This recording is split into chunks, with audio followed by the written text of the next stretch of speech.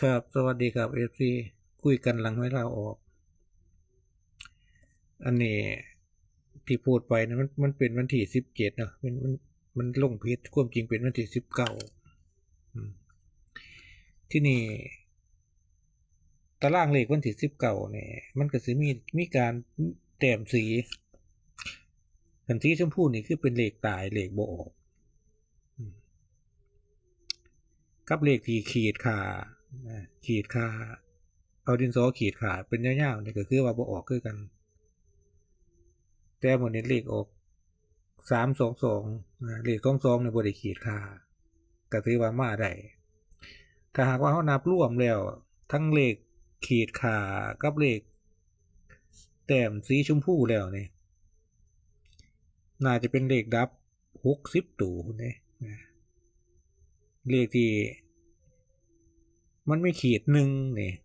เขาก็สามารถขีดขาได้คือกันถ้าหากว่า FC เบิ่งไปเรื่อยๆก็สิฮู้ว่ารายละเอียดวิธีสังเกตเนี่ยมันเป็นแนวใดอันนี้คือเฮ็ดให้เบิ่งงวดแรกวิธีที่เฮาสิอันนี้จับจุดว่าเลขตัวใดมันควรสิเสี่ยงนะคือเลข22นี่ที่มันออกนี่ก็คือควรเสี่ยงคือกันเพราะว่ามันบ่ได้ถือขีดขาแล้วก็บ่ได้ถือแต้มสีอันนี้ก็เป็นแนวทาง